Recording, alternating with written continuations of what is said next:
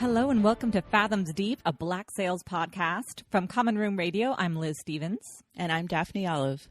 And we're jumping into episode 5 this week, which is more than halfway through this story now. I know. More than halfway through season 1. I know. I was so excited for you that we were about to do this episode. This is the episode for our ship lovers. Well, I mean, it's a pirate show, so you would think that we'd get a lot of really great action with these awesome ships that they built for the show, but I had to wait a long time, and I was patient like a good girl because there was a lot of good stuff happening, but we were on land for a lot of season 1, and I was so happy to see just the epic scenes with the ships that we get in this episode and the one to come. I mean, it's, yeah. I was excited too. It was good to see it again. Yay. I'm so happy. I mean, I love all the politics. So I'm happy either way. I'm happy with the ships. I'm happy. I'm just pretty much happy all the time in this show. But yeah, I was thinking of you. I was like, this is the one. This is the one. I think I remember you freaking out to me like on Twitter about it. I'm sure I did. I had to freak out to someone because, yeah, I was hooping and hollering, I think. So, yeah, it was a big deal.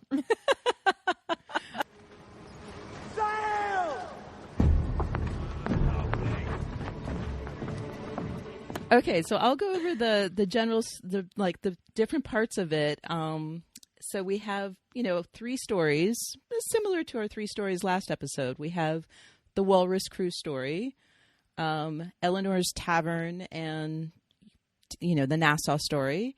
Right. And the Ranger story, which now includes the brothel in a way that it didn't before.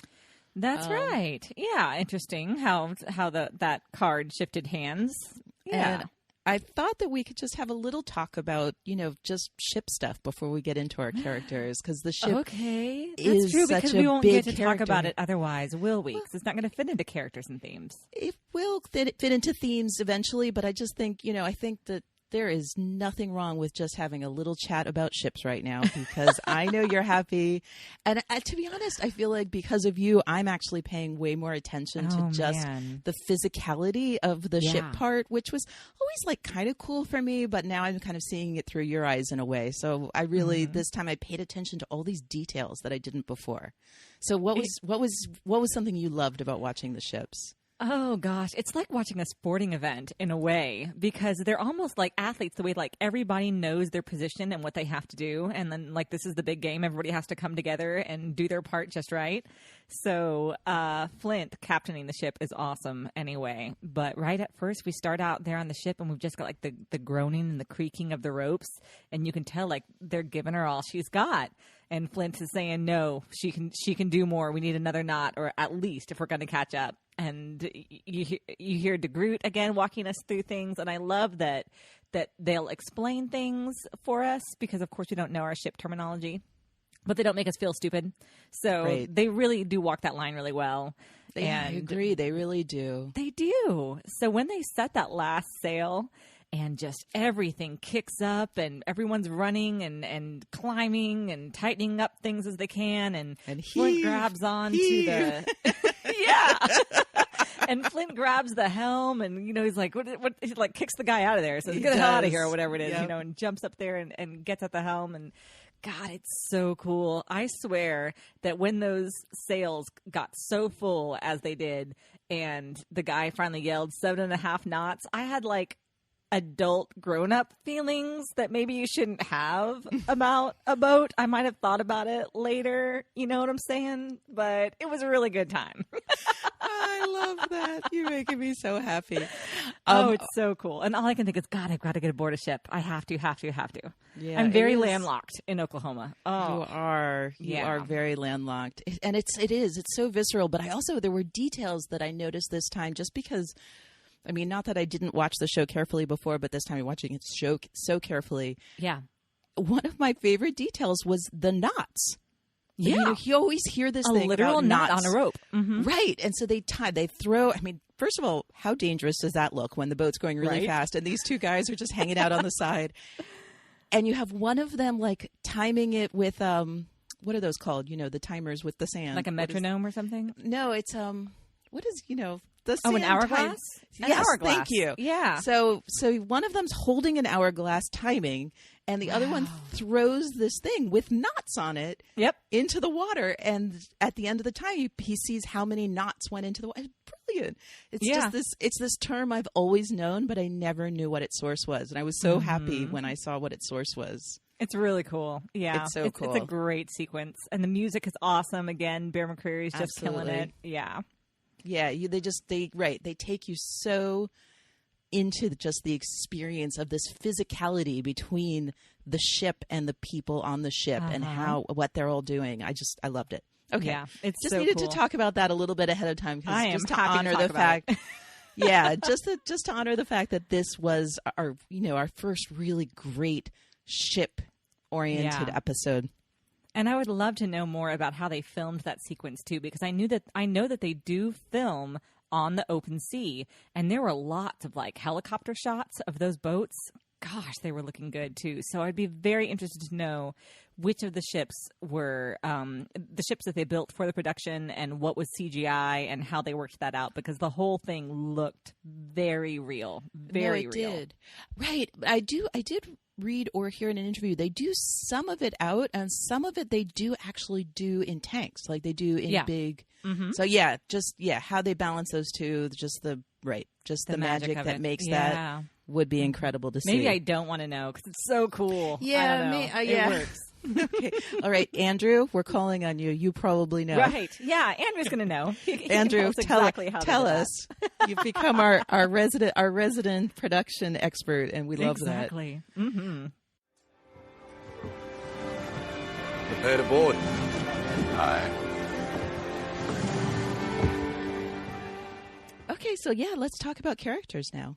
Okay, Daphne. So who are we starting with? We're going to start with Billy. Good. Billy starts this episode. Billy, he does. Again, Billy is way more important in all of these episodes than I really realized until I started taking notes and trying to structure a discussion. Oh, really? Now, so did you know important. his name from Treasure Island when you first started watching? Yes. Yeah. Okay. Billy Bones is definitely a name that I knew. Okay, good.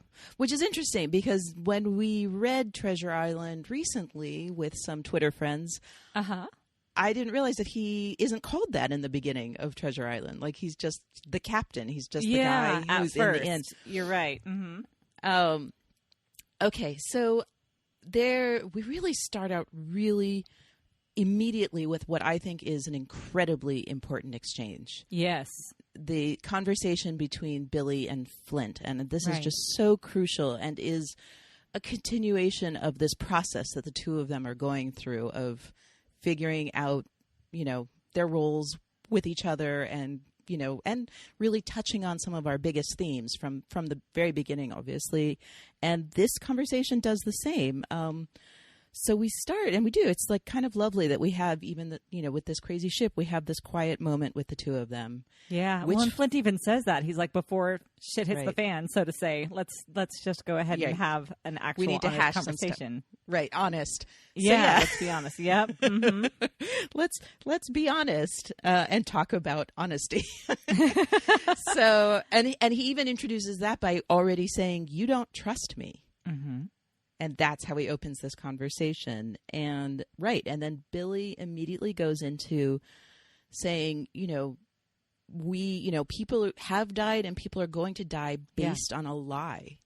Mm-hmm. And it's an interesting thing because I kind of listed his list of grievances, and I think it's interesting because I feel like part of what his motivation is right now is guilt, and part of it is accusing Flint. Yeah. Mm-hmm. Because he talked about the careening and about the whole issue with the page. And both of those are things that, he's not feeling that settled about his own role in these things. Because he backed Flint for sure. But yeah, and in doing so, he's now held accountable for some of those lost lives. Right. Absolutely. And then the last thing he brings up is whether or not they can trust that Silver actually has the information they need, which is something that he's putting on Flint. And then he says a thing, it's just so interesting. And then he says to him, "How can you pretend to have no doubts?" And Flint says, "Years of practice." Such a good line. Years of practice. But it's a great point when he says that when you're the captain, the men need certainty. Right. They don't need to know all the different ways that this can fail. They need to know that it's going to succeed, that victory is at hand.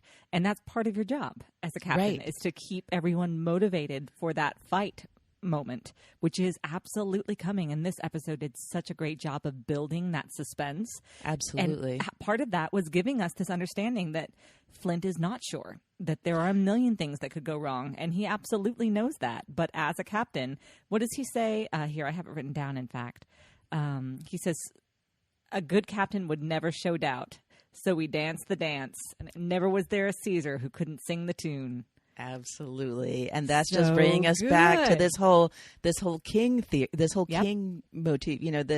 That he's that he is saying a captain is not unlike a king. And again, Yeah. we know, I'm just going to remind everyone, we know that he is in a situation on a pirate ship, so he could get voted out, and yet he does have these moments where he needs to be a leader. He needs Yeah. to not include everyone in his doubts and his worries. And his example is so great, where he explains, he said, okay, we saw the Andromache go that direction, and now I'm trying to decide, do we go this way? Do we go that way?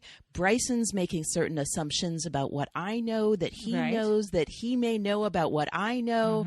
And I so can clearly he's not choose the glass in front of me. He's right. He's showing just, how much the captain needs to constantly be strategizing. And that's just on him. That's not on the crew. Like he's doing the crew a disservice if he even lets them see all of those machinations that are happening for him, but he has to be on that all the time. And we see this sounds throughout this episode, just, captains and strategy, which I do want to be one of our themes we'll talk about in the end. Yeah. But I just felt like this was a great window. We kind of have seen Flint from the outside of this idea of whether he's a tyrant or not a tyrant, whether he's Right. reliable or not reliable, whether we side with him or not. And I felt like this was the first time we really got a window into what his experience is in all of this, what it means for him to be a Yeah. captain. Yeah, that's true. Well, and then right after that, Billy asks about Mrs. Barlow. He says, who is Mrs. Barlow? Yeah, he does. He goes straight to that, doesn't he? He does. And Flint's answer to me was so interesting. It's the first time he's ever talked about her. And he says, what your captain makes his home with a nice Puritan woman who shares his love of books. And that's, again, it doesn't tell us any more than we knew. It's like Billy feels like now he's getting this insight into who Flint really is, but it's just as vague as everything we've been trying to see. Like, he doesn't say he loves her. He doesn't say, that this is my wife. It's just, I make my home with someone who's a nice Puritan woman who shares my love of books.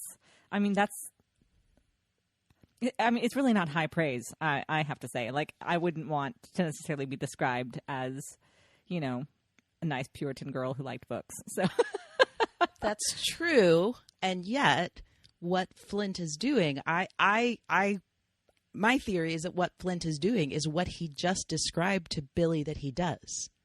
Oh, Is that's that he right. gives Yeah, you don't people need to know about what my they need deep, to dark... hear to that's feel so good. confident about the road going forward. And I also love that he started this conversation where Flint's saying, hey, we have a minute for, we have a little bit of peace where we can have a minute of honesty. Yeah. He gets so much information out of Billy, but he gives none, really. He gives that one thing, that vague bit of information that is not really a bit of information. But he learns so much about Billy's current state of mind. Mm-hmm. Wow, that's interesting. Yep. Man, Flint, he's good at his job. He's good at his job. And I mean, it's especially masterful when he really just laid out what his tactic with his crew is with Billy, and then did the exact same thing to him. And then Billy says, is that the truth? But then they're interrupted because we hear sails. Right. Yep. And that's right. We hear the screaming of sails, and then we know that they have in fact found their prize, which is great. So it's that, well, it all worked out after all. Aren't you glad you listened to me? Aren't I right about everything? Exactly. Yeah. Exactly. I mean, it all just worked out perfectly for Flint. But I want to carry this conversation on when we talk about Billy as a quartermaster, because this was, yeah. I think, even though Billy got the short end of the stick in this conversation and in his perhaps attempt to learn more about Flint, I feel like we now watch, for the rest of the episode, we watch Billy integrating these tactics into his own role as quartermaster. Yeah, you're right. You're right, because he's the one who says, I think DeGroot has a point that, that maybe we shouldn't push her so hard. He says, I think DeGroot has a point, but I also think that the ship can take it. Right. Well, that he says, I think the ship can take it after he gets a stern look from Flint. That is true. Yeah. That I is love true. that look. I love that look. Every once in a while, Flint has these, these dagger looks that are just so effective with so many different characters. So there's two examples I see of like Billy being a leader himself and kind of framing the story the way he needs crew members. So we have the two examples are, I'll just, if you don't mind, I'll just say the two and then we can go into each one. Sure. That sounds great. The first one is his series of conversations with Dufresne. And the second one is we see him do a masterful job of explaining the tactic they're going to use to board the Andromache. Yes. Which is just so beautifully done. Yep. So do you want to talk about Dufresne first? Sure. Yeah. It is interesting that Dufresne has been on the ship this long and has never boarded one of the ships, has never been a part of the raiding party. Absolutely. And as he shows us in the middle of it is that, he has served a very important role because he, as the accountant, has saved them a lot of money. But yeah, so like Billy has these, interspersed into the episode. He has these interactions with Dufresne first when they're talking about how little supplies they have, few supplies they have, and how hard this is going to be to do. He hands Dufresne the gun, so that's the first thing. And Dufresne balks, but he just he hands him the gun. And he has that little foreshadowing line that says they only work half the time anyway.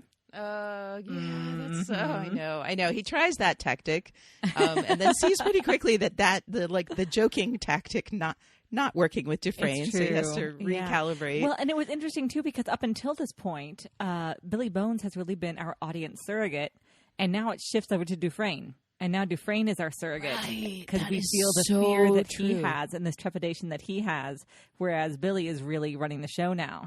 So then Billy's next step is to tell this tale, like to tell a non-truth. Again, we're counting up the times that Billy lies, and he tells Dufresne. He realizes that the like joking, your gun's not going to actually fire probably tactic. And then his next tactic is to say, look, you're going to be okay. Nobody dies on their first time boarding a ship. And Dufresne even says, he calls his bluff a little bit. He's like, that can't be true. And Billy's like, oh no, it's true. I don't know what it is. Yeah. He's like, I don't know what this magic is that makes that happen, but nobody dies on their first time. Yeah, it's really cool. Then he says, name someone who did.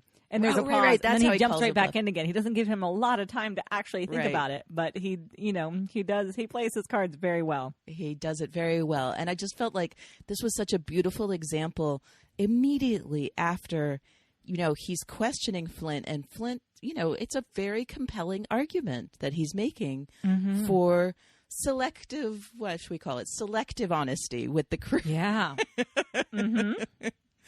And Billy just picks that up immediately. He starts, I just feel like we've watched him in the past, in the 5 episodes we've watched Billy kind of go back and forth between thinking Flint is horrible and kind of understanding him and not feeling really great about backing him, but backing him because he feels like that's the best of a bad, the best options in a bad situation. Yep. And this is another case. Like we start out with him questioning, and then Flint explains stuff to him.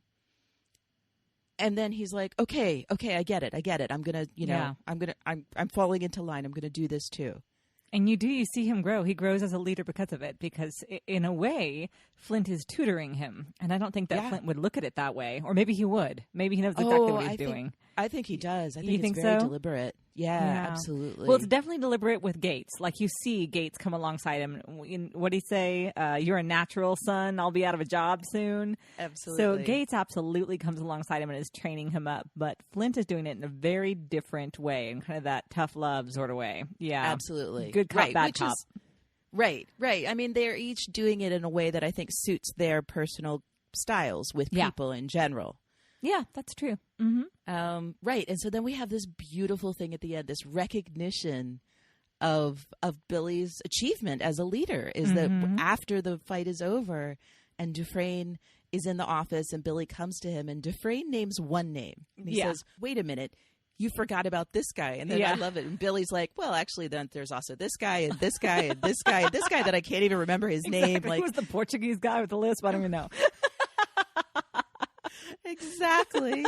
And I just love that because, it's like he totally came clean on what his tactic was. And Dufresne does not feel like, he doesn't say, oh, you duped me. How dare you? No. He says, thank you. He says, yeah, that helped. Yep. Right. So that was like complete reinforcement of what Flint said in the beginning is you tell people the story that they need to hear to do the job that they need to get done. Ugh, it's so good. I know. Yep. So this is just, we're going to have this constant conversation about what is leadership and what is honesty and what is democracy and, and where we need to balance all of these things. Mm-hmm. And this was just I just felt like this episode was just this beautiful progression that showed us, one of those arguments of one way you can do things and how effective that is. So talk to us then about Billy walking the crew through how they're going to board the Andromache. Okay, I paid also more attention to this before because I've not always been a person who really wants to really get deep into military tactics. But I'm the same way. I check out during this scene, to be honest, right? Because I get just enough to understand that this is going to be hard, but we're going to do it in a cool way. But I really just want to see it happen. I don't necessarily want it explained to me. Well, I remember each time I watch it, once I see it happening, I'm like, whoa, that is amazing. That's brilliant. Because I do love, again, the politics. So that's his form of tactics. But it's kind of like I want to usually watch it happen and go, wow, that was so cool in hindsight. Yes. But this time I paid attention because I was paying more attention to Billy. I was paying attention also to this. And it is a brilliant tactic. And the crew are all being so, they're so skeptical, and the veterans are like, oh, this is going to be so rough. And we can talk about the actual tactic in a little bit, but I love how Billy explained it. Like, he has these two scrubber brushes, which I'm assuming are for scrubbing the deck. And I love how he explained it because he's like, well, normally we would do this, but that's not going to work. And normally we're going to do that. And then I love the line where he says, that Bryson is too good a captain for us to get away with this. And then they're like, well, what are we going to do? And he said, well, we're going to convince him. And then he says, Mr. Beauclerc is going to convince him to do what we want to do. And he doesn't explain how. Nothing at all. There's just the guy over there, whittling the bird menacingly. Right. Like, what is going on? But once I saw him up in the crow's nest as a sniper, I was just, it's so cool. I was sold. It's so That's cool. Awesome. Although I can't imagine that those rifles then were particularly accurate. Like, no matter how well you aimed, right? Well, I mean, snipers were a thing, and I did read in the Republic of Pirates, I did read that this was, using snipers in crow's nests was actually a tactic. Oh my gosh, that is so cool. So I don't know. I mean, the cool thing that I noticed was that he had multiple rifles, so so he didn't have to load each time. That is true. So so I'm going to assume that just having enough rifles will make up. Right? Maybe he wouldn't have the accuracy that we had in the show where every single one of his shots was pretty on target. Right. But again, I think Beauclerc would have been happier to have hit the person on the wheel each time rather than hit near him. So he didn't hit them each time. Some of the times he went close to them but didn't hit them. It would have gone faster had he just taken one out and then taken the other out. But still, it's pretty awesome. And I just thought this was also an example of Billy, like, using storytelling. Like, he was very deliberate about the way he explained this process, giving enough information to give them confidence, but not so much information that they were overloaded with what wasn't their job. Yeah, that's a great point. Yep. So that's, I thought this was just a really, really interesting episode for watching Billy become a leader. Yes, I completely agree. Yeah, it was really great. All right, so that's Billy. Who do you want to talk about next? I was thinking that we will talk about Eleanor next. That's, I think, the next thing that shows up, even though what we talked about now just, was interspersed. I think that Eleanor, the thing that was really interesting for me was Eleanor and Silver. We don't get as much Silver in this episode as in past episodes, which makes me sad because I love to see Silver do his thing. Yeah, although I did think, I had the opposite thought with this one, is that Silver was just doing more of the same. Like, I'm ready to see him do something different now. Oh, that's true. I mean, he definitely was, but I felt like it was very pointed this time because we see, again, a series of conversations between him and Eleanor that I feel like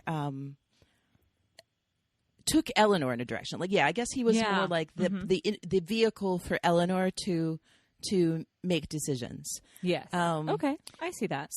So we have Eleanor kind of in a bad place. She can't find Scott, so that's worrying her. And her first conversation with Silver is where she's just mad at him. She finds him in the office with Randall. Yes. Randall also doesn't say a word during this episode. He's kind of out of it. Nope. Because he had a rough time last episode. Yeah.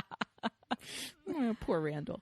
So Eleanor's really mad at Silver, and then Silver's, does his little, like, we're getting used to his charm act now. He's like, I feel like you're very angry with me. And then she explains why she's really angry with him. And it's about him betraying his ship and his crew, and also because of Max. Oh, right. Yeah.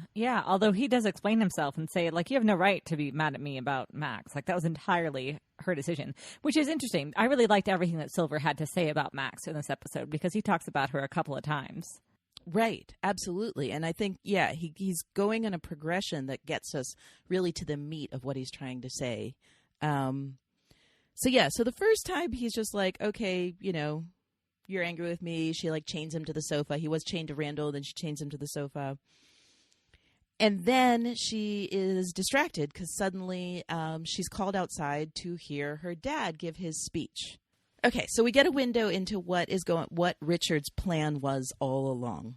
And this was another one that was a little bit harder for me to follow. The politics sometimes are harder for me to follow. So if I have it right, he has decided to basically pull out of Nassau and of helping the pirates, of doing the job that he was doing before. And he has laid the blame on his family in Boston. Is that right? He said that they came and pulled the rug out from under him. There was nothing he can do, basically. Right. So I think he admits to the fact that there is a warrant for his arrest and that his family found out and they liquidated.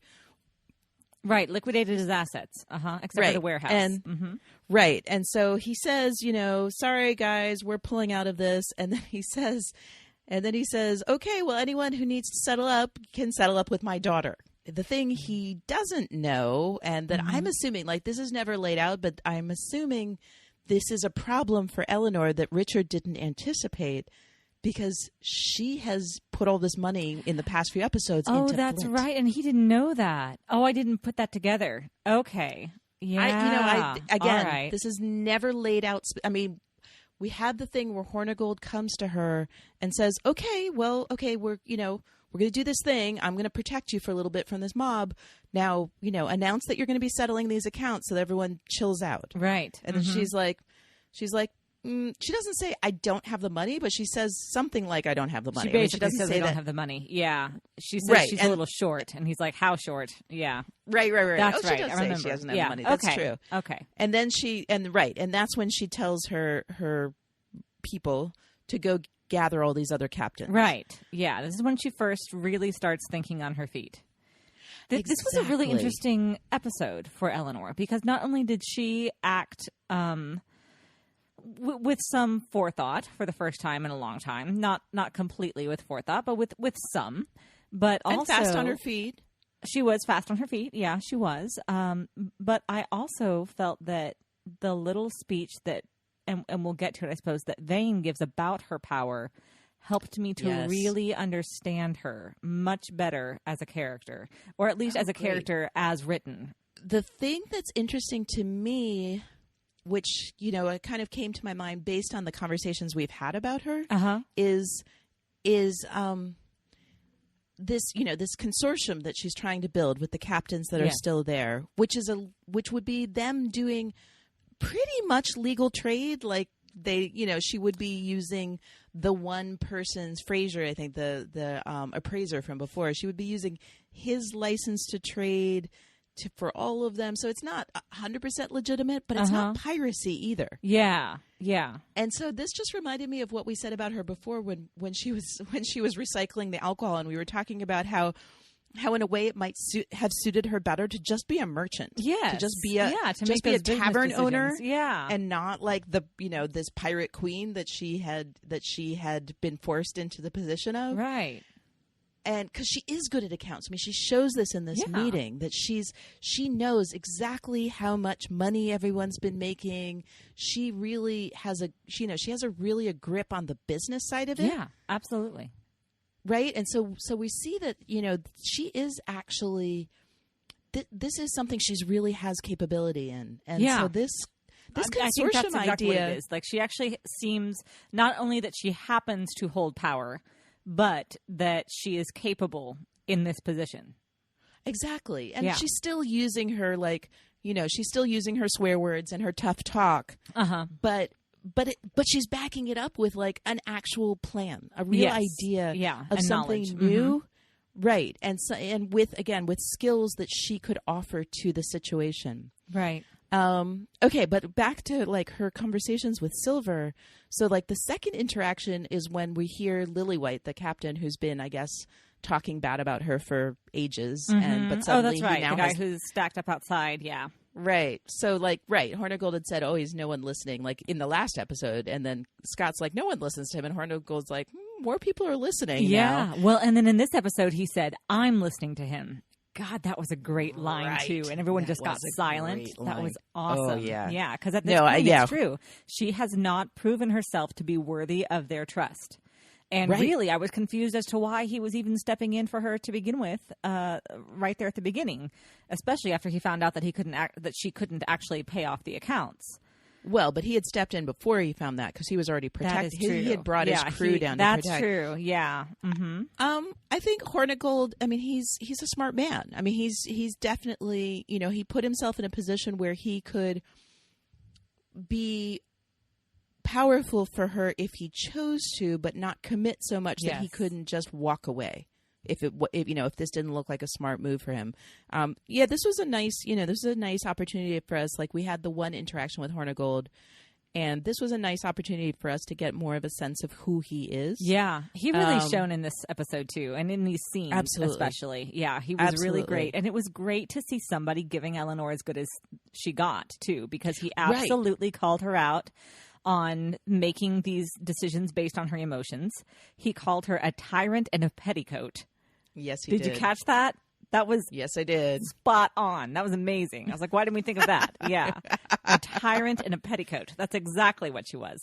So, yeah, and when he says to her, "If you want my support, you need to undo what you've done with Vane and give him his shit back." Yeah. Which is right. No, and that is the smart thing to do. And Silver had said before that he gave her a warning before she met with all of them. He said, "Have you ever seen a mob turn? I have a feeling you haven't." Mm-hmm.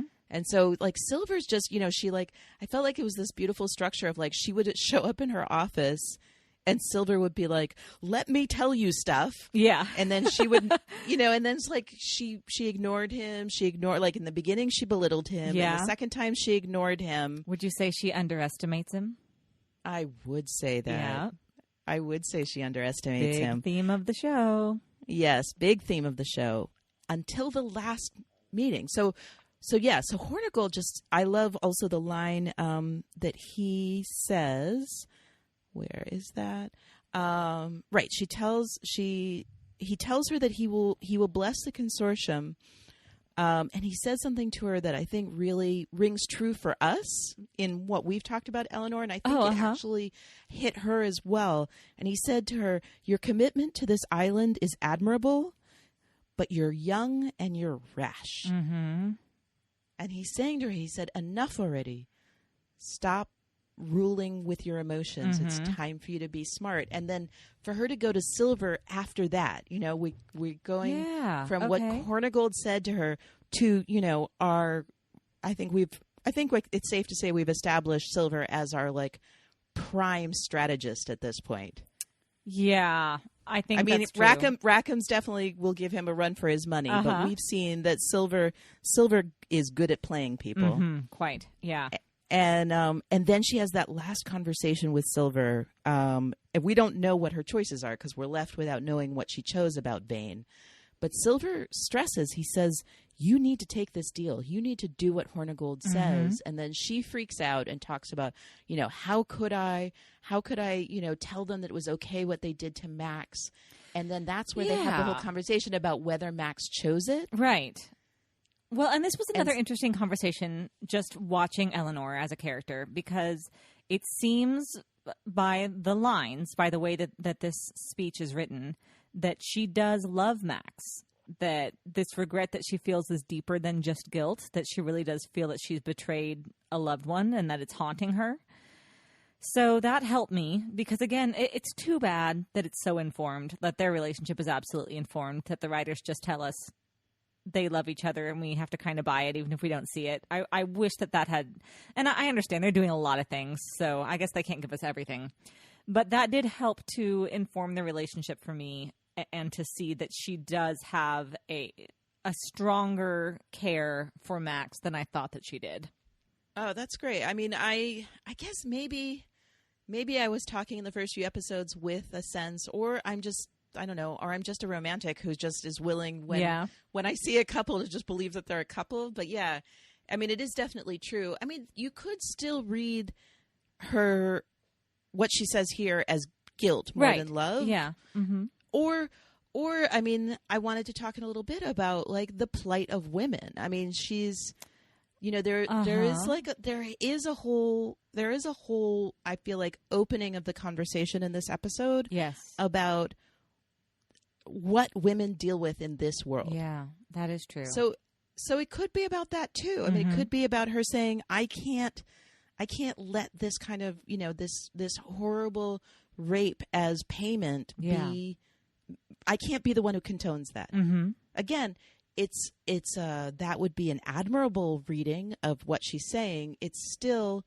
based on what Hornigold had said. That's still her making decisions based on emotional criteria.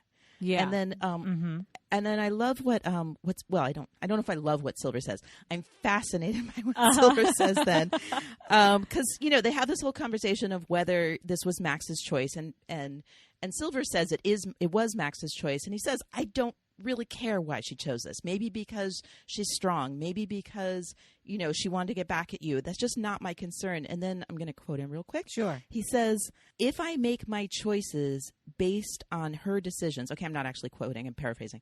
"If I make my choices based on her decisions, I've given her a hell of a lot more power over my life than I'm quite comfortable ceding to a perfect stranger." Mm-hmm. Now, Max is a perfect stranger for him, not for Eleanor, but right. I feel like the essence of this is he's saying, you have to make your decisions based on your own choices, not on, you don't have control over what other people choose. Yeah. So you can't run your life based on what other people are doing out there. And then he says, guilt is natural. It also goes away. Losing your life work, that doesn't. Mm-hmm. I mean, he's really, really arguing. And I'm not really sure what his motivation is here. I wonder why. Yeah. Right. I mean, he's not an altruistic person. Right. So We have to assume that this probably has to do with the Urca de Lima, and that he wants to make sure that Eleanor is still in power, Right. because of Flint. That's not made clear. I mean, he might just, in this episode, even though it doesn't suit his character, he might be just serving as her thought process in a way. Mm-hmm. Okay. Because he never makes it clear, like, this is my motivation. You know what I mean? Like, usually I feel like I know what Silver's motivations are, and I understand why he's doing what he's doing. And he's usually not ashamed to say, Right. You know, Yeah, definitely. I'm doing this to serve myself. Yeah. Yeah, I think you're right. It must come back to the Urca de Lima. And him Right. wanting to make It's sure that got they to. have a way to pawn what they get. Right. Yeah. Right. Well, I mean, she has proven herself to be 100% in Flint's corner. Yeah. So Mhm. it would definitely make sense for Silver to be, batting for the home team while he's the only person still on Nassau. Yeah. Yeah, you're right about that. But what's more interesting about it in this case, usually what Silver's motivations are is very interesting to me. What's interesting to me here is how he's possibly influencing her. Like, she says, like, she went, right, in the first one, she went from, like, dismissing him, the second one, ignoring him, and the third one, when he starts talking and she says all of her reasons not to forgive Vane. Well, she even says, convince me. Yeah. Exactly. Yeah. She's listening to him. She's actively, and she wasn't saying, I mean, you could read it as her saying, convince me, like, you're full of shit. And, like in sarcasm. You're not convincing me. Right. But I feel like on some level she was actually asking him to, like, justify her making this shift towards being a tactical thinker instead of an emotional thinker. I also want to make sure we talk about what Vane has to say about Eleanor and how that informs her position also. Absolutely. Yeah. Do you want to talk about Vane next? That he was farther down on my list, but we should go straight into Vane because it is so relevant to what we were just talking about. All right. Well, I'll just start with what he says about Eleanor then, which is this idea that she does not care who likes her or hates her because it doesn't change the power of her position. Like, she is, well, a tyrant. Or like a monarch. She's much more like a tyrant or a monarch than she is like a captain, because these captains have to earn the trust of their men and they can be voted out at any time. And Eleanor does not have that. That is not hanging over her. So he says that she has a power that we captains will never have. Right. Which was really fascinating. And again, which went back to, like, how strange a social climate this is, when in so many ways, of course, women are just stripped of power. But because of this particular strange place that's just so, an island of itself, she is able to have such sway over all of these captains and what happens on this island, what happens to all of their money. I mean, she holds their livelihood. Absolutely. And he calls it power that just is. Power that just is. Yeah. And that's, I think, why we didn't like her for so long, because we wanted to see her earning it. And she never earned it.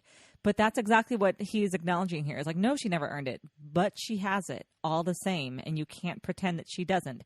And she doesn't give two you-know-whats if you like her or not, because you can't take it from her. Although we see with this mob that in many, many numbers, they could end her life. So she is more at their whim than Vane knows.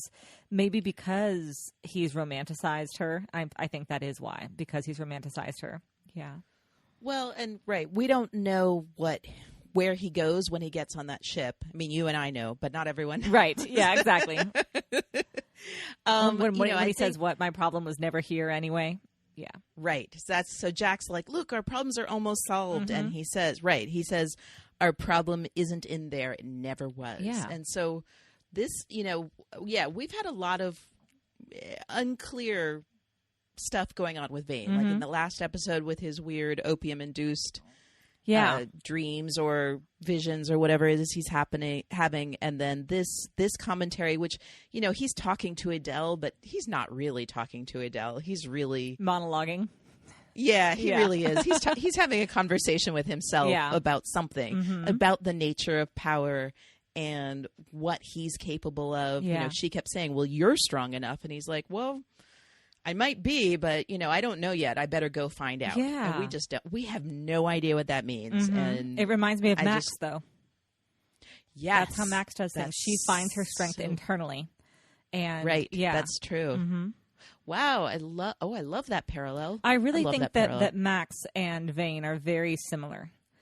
They have a lot of characteristics in common, and it's not surprising because of that Eleanor would end up with each of them.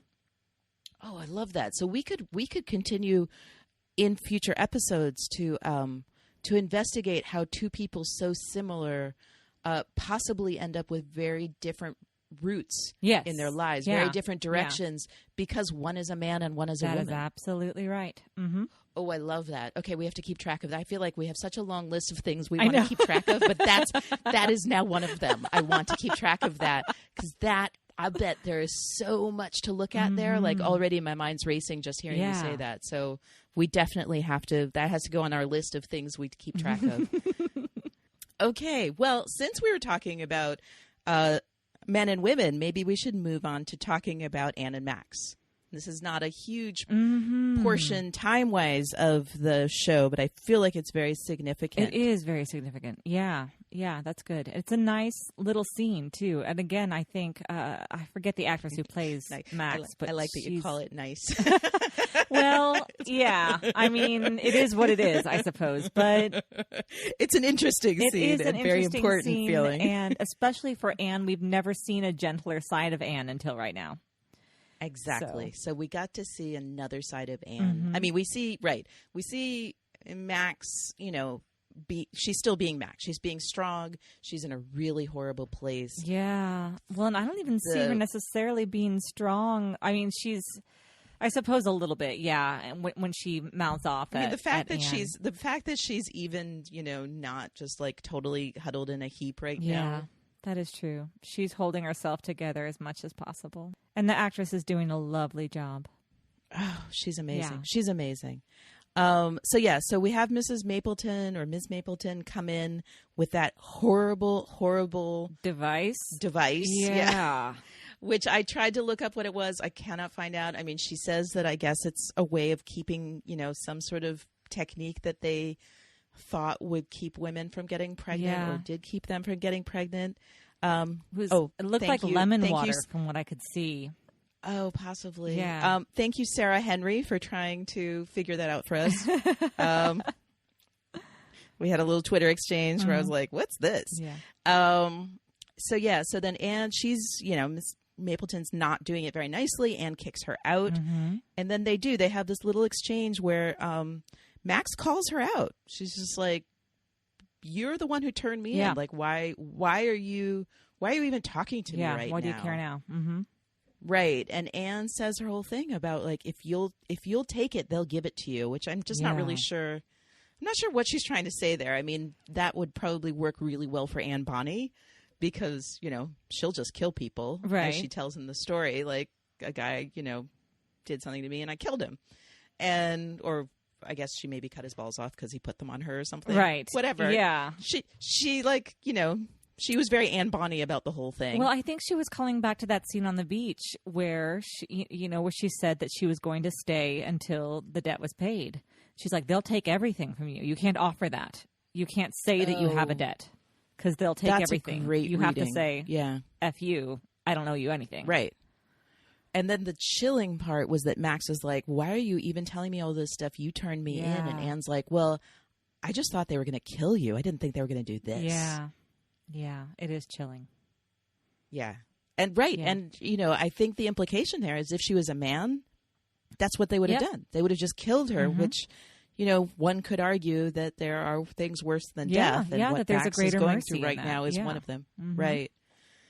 Max didn't seem comforted by it. No. It was an interesting scene for Anne, I think. And it was the first time that I really saw Anne as a woman, like when she really showed her femininity, and that this was something that she fought every day. Like there's a reason she dresses like she dresses and covers her eyes. I'm surprised her hair's not short, to be honest.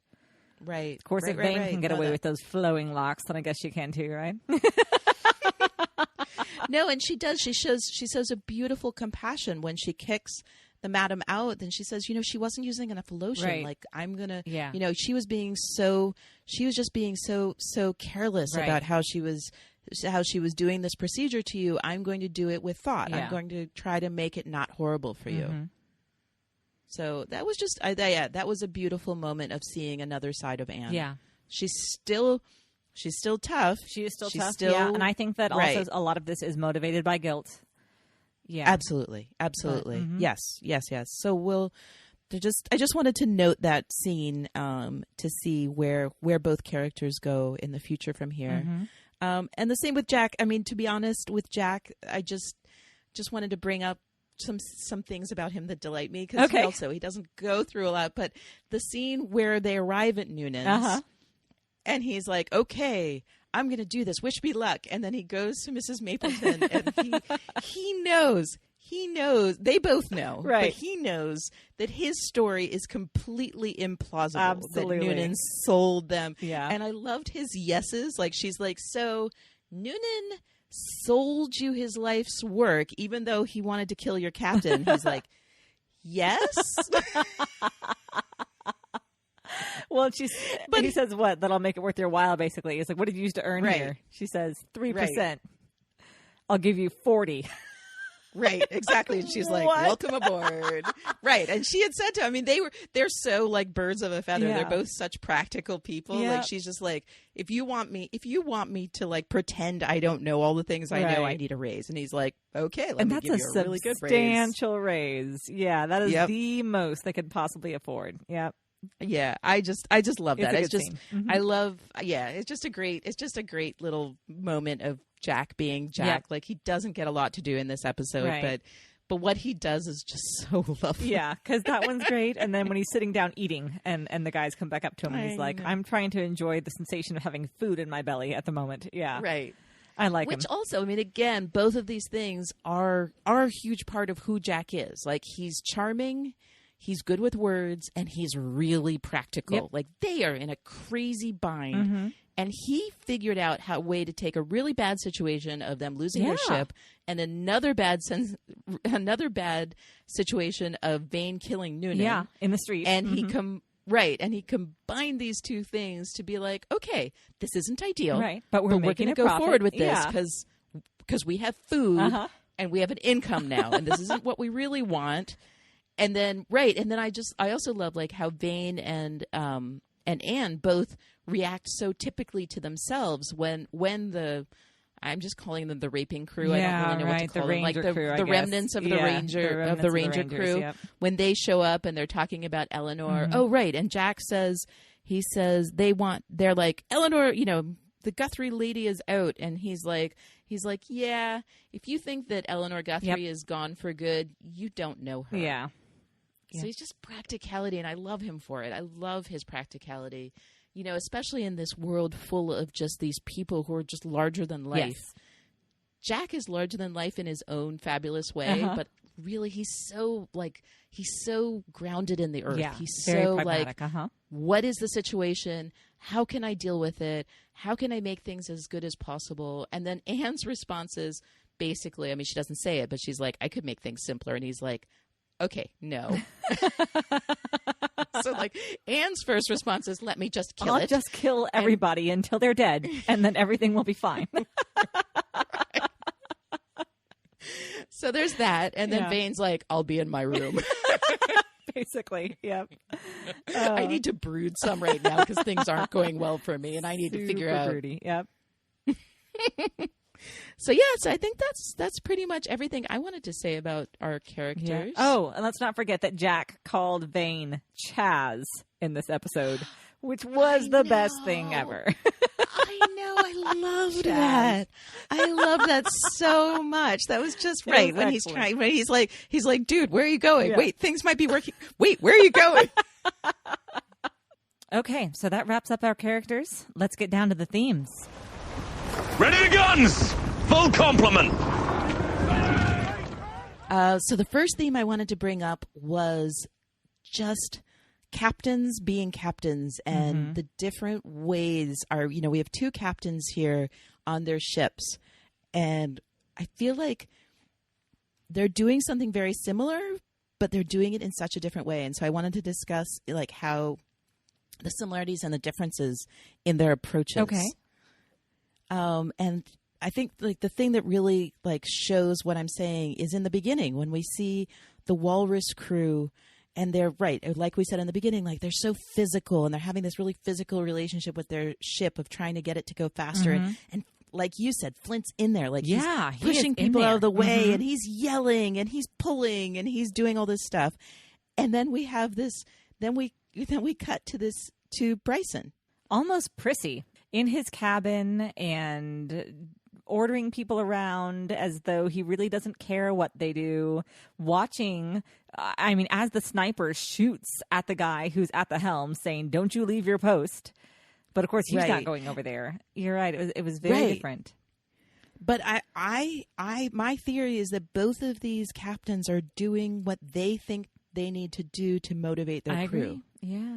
So I love when I don't know, I'm assuming he's like the first mate or something like that, comes down to Bryson and says, they are gaining on us. Yeah. And he's writing very lovely script with his quill. And what does he say? He's like, well, I assume that everyone knows what they're supposed to do. And then he talks about, he's like, maybe we should put some extra straw in the china plate. We need to protect our cargo. Yeah. Like he's just, I think that, for the tactic that he's doing, and we find out later that he actually, outsmarted Flint. Yeah. Is that he had this plan in action from before they even left, this plan with the Scarborough. Yeah.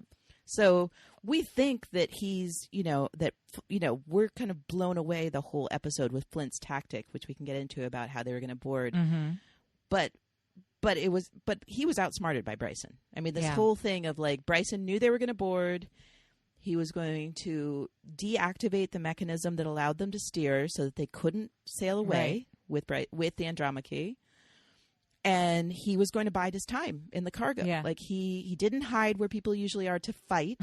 He just said, I'm going to hole up in my cargo and give you this message in this very brutal, horrible way that that I have all the time in the world and you have got none because I've already notified the Scarborough. They're on their way.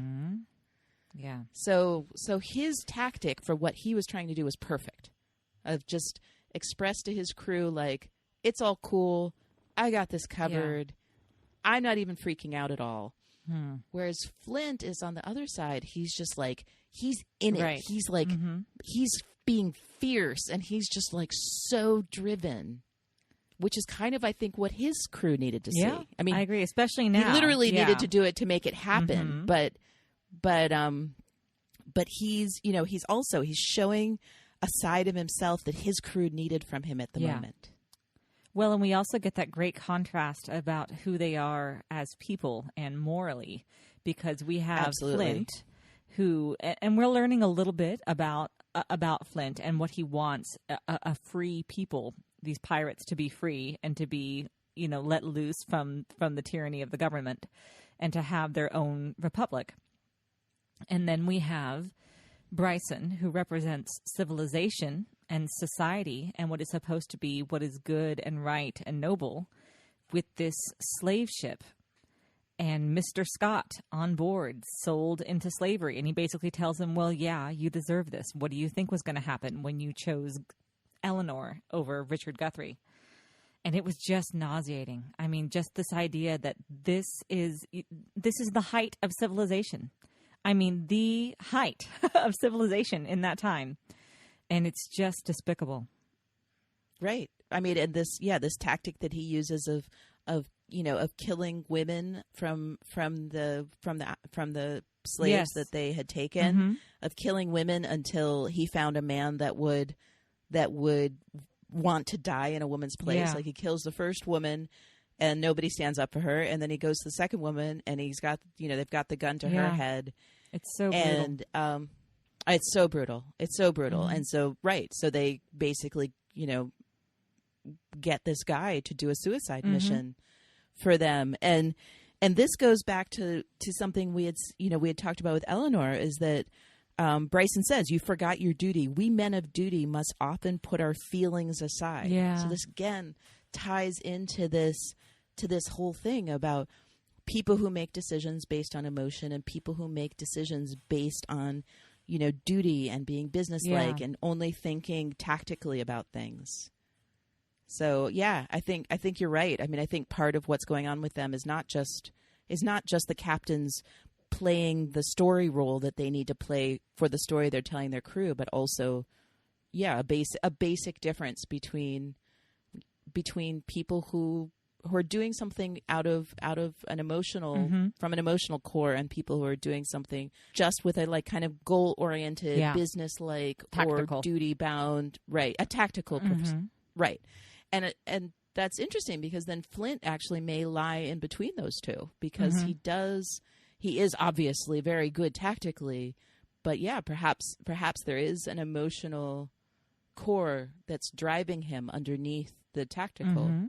So maybe we'll just finish up by actually talking about the battle, the boarding and the battle, which are just really spectacular in of themselves. Yeah, and it was a little much for me. It's very, very violent. And of course we get Dufresne biting the jugular out of some guy, which to me, that scene, the first time it was, but I thought maybe it just surprised me. But even the second time, it's a little bit comical to me. It doesn't quite work for me. Oh, yeah, that's interesting. because of the way. Oh no, for me it's just disturbing. Oh yeah, well it's the shaking, the way his head is shaking as he's biting. Right, like that's where it just gets a little bit comical to me. Yeah. So, and I mean, it is what it is, and the blood squirting everywhere. So, but of course, he's got a story to tell now, and he'll have earned the respect of his crewmates, I'm sure. And I love the look that Billy gives him when he finds him. He's like, Dufresne? Right. God. Right. He's like, that's not what I intended for you to do. But the interesting thing about it, I mean, I think they did take it. I think this was one of the examples that later they pull back on a little bit of like really, really sticking your face into gore. Yeah. Which I feel like later in the show they pull that. back a little more, which is good. Right. In this situation, I thought it was really interesting that they did that, because we had mentioned Dufresne becomes the audience surrogate. Yes. Yeah, we need to know how shocking and horrific it actually is, especially since they've spent all this time building up the suspense, and you can see how nervous all of these, hard pirates are. I mean, they've been out they're veterans, but you can see that they're nervous. And it's so different from when we first opened up and when we first ever saw them, and they're boarding that ship and they're doing like the rebel yell or whatever it was, and the stomping, and they've got the teeth in. And now we're seeing them prepared, and we realize and there are pirates nervous. Now. Yeah. They're not these foreign scary people. There are people now. Yeah. And we're worried for them, and we see now why.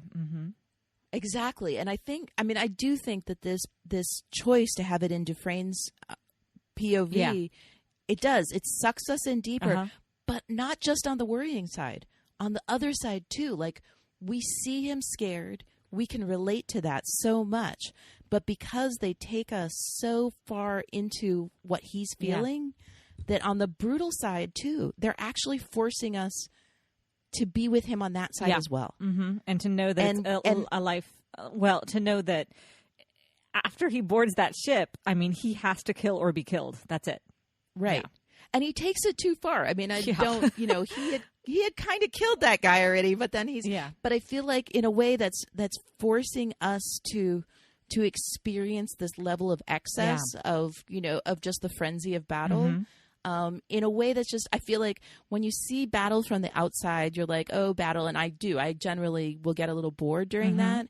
And here I wasn't allowed to do that. For sure. Yeah. And it made me really uncomfortable. And I think that was intentional. I think we were intentionally supposed to become uncomfortable with this transformation that happened with him in the frenzy of battle. Yeah, that's a good point. I really think that was just, it was just taking us a level deeper into identifying with the pirates. Yeah. Well, this idea that this violent lifestyle will change you. You cannot walk away from it unaltered. You can't keep your integrity and your character intact and do these actions. Nor can we as the audience. We were forced to also go down that road with them. Yeah, that's good. So, yeah, I think that was pretty lovely. We didn't really talk about the tactic, but everyone saw it. It's awesome. Yeah, it was amazing. Go watch it again. Yeah. I love it. Chills every time. Go watch it again. Watch how they make Bryson's ship go, turn to the side the way they want. It was so beautiful. Yeah. It was just a beautiful moment.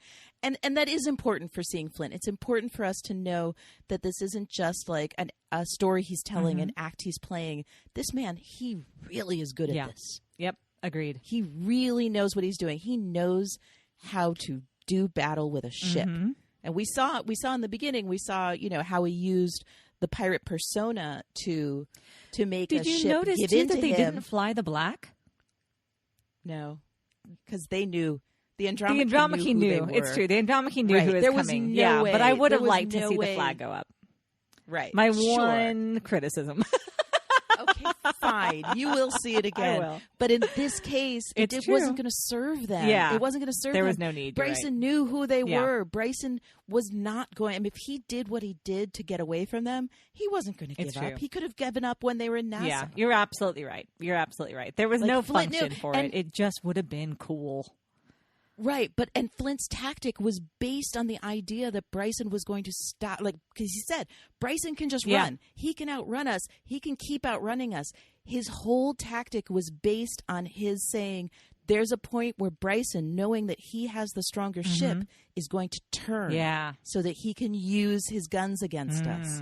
So the whole thing, and it goes back to what he said in the beginning, that it's this really interesting interplay of what each captain knows Yeah. and what each captain thinks the other one knows, and you know what I mean. But I just loved Yeah. it. No, I love you're that right. part It's of really it. It's just good. like Yeah. they're just like each one was at any given moment. You thought that each one was outsmarting the other, and they were actually both kind of outsmarting Right. each other in a way. So I just loved it on that level too. Like, Yeah. I love that the way you love the physicality of the ships. Like, Okay. this is Yeah, just I get this that. is just another. I totally get that. It's just another opportunity of watching smart people be Yep. smart, and it was just something I would have never thought of. So it's just such a beautiful glimpse into this kind of tactical thinking that's just not in my world at all. Right. So then, was that your favorite part this time? Was that battle there at the end? Yeah. Yes. Well, not the battles so much as just watching this crazy tactic that I never could have imagined. Yeah. Yeah. Okay. And I gave myself away. My favorite part was when they yell 7.5 knots, and I have to fan myself a little bit. Yeah, that was really, really awesome. And I hope to be able to do that thing one day.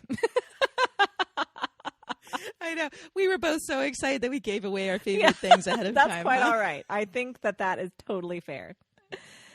All right. So I think that wraps us up for this week. We want to thank everybody who got in touch with us. We've been having so many great and smart conversations with people over Twitter and through emails and direct messaging. So please keep that up. We also want to thank everybody who has left us a rating or a review on iTunes.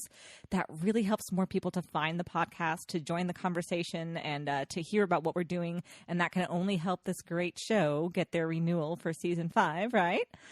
So please find us on iTunes and leave us a rating and a review if you haven't done so already. We would sure appreciate it. And until then, from Common Room Radio, I am Liz Stevens. And I'm Daphne Olive. We'll see you next week. Fathoms Deep is a Common Room Radio production. For more information and access to other programs, please visit us at commonroomradio.com. To show your support, pledges of as little as $1 a month can be made to patreon.com/commonroomradio. Join the conversation by using the hashtag #Fathoms Deep and follow us on Twitter at BlackSalesCast. We ask that you keep your tweets respectful and positive, and please avoid spoilers. If you have more to say, we want to hear it in all its spoiler glory. Email us at podcast@commonroomradio.com with Fathoms Deep in the subject line. Thanks for listening.